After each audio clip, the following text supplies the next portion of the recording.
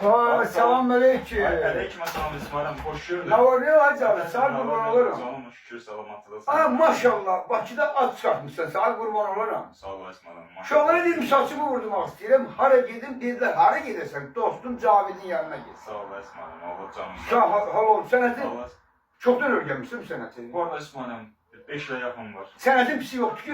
Sənətin pisi yoktu, sənətin güzel ustası var. Ay sağ kurban olurum Cavid. Sen başıma dönürüm. İndi görüm ben saçımı neçəyə vuracaksan. Sen İsmail'im, Ya. sen buraya gelmişsən, Ha. hoş gelmişsən. Sen saçı, Ha.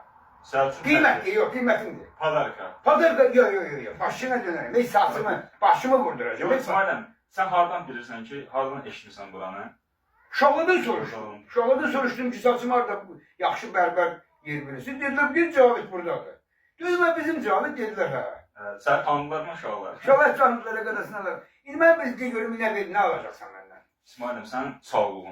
Sen sağlığın. Cavid sana kurban olurum. Saçını vurdurdunsa, başını vurdurdunsa, başını Ha. saçını. Ha. Gelip başına göre pulunu veresin. Yaxşı, onda İsmail'im, Haydi. de görüm, sən nə cür saç istəyirsən? Ay sen nəzər məsləhət eləsən. Yol bırak. Boş başlıdır ha. Vay İsmail'im, mən... Qadasını alırım. Gel qadını alırım. Gel başlayalım. Başlayalım. Əyləş, kes əyləş İsmail'im, kes əyləş. Ya ki başıma göre kıymetini vereceğim. Ben başım çok da kıymetli diyor.